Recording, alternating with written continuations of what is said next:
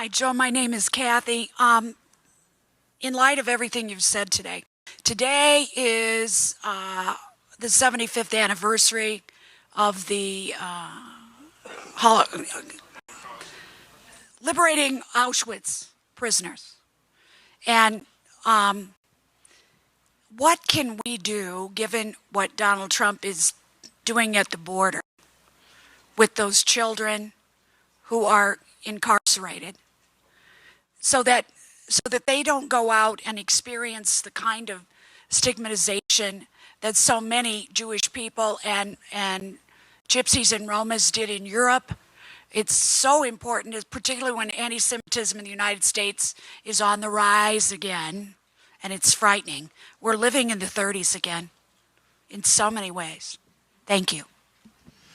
That's a really profound question. Look,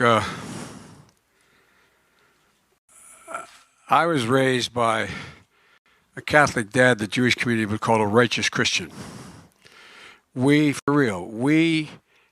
had dinner at my house where we talked, we had conversation and incidentally ate. My dad would come home and then go back and close up the business he managed after dinner. We always ate dinner together. And my dad used to talk about, he was a student of the Holocaust. He couldn't understand how we could have not responded to Hitler earlier, how we could have kept the ship offshore and not let them come, how we did not bomb the railroad tracks that the war was ending.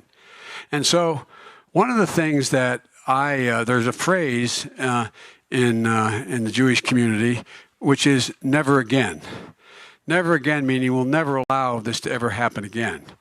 But it is happening in other parts of the world, but it's not just, in this case, it's not just Jews now.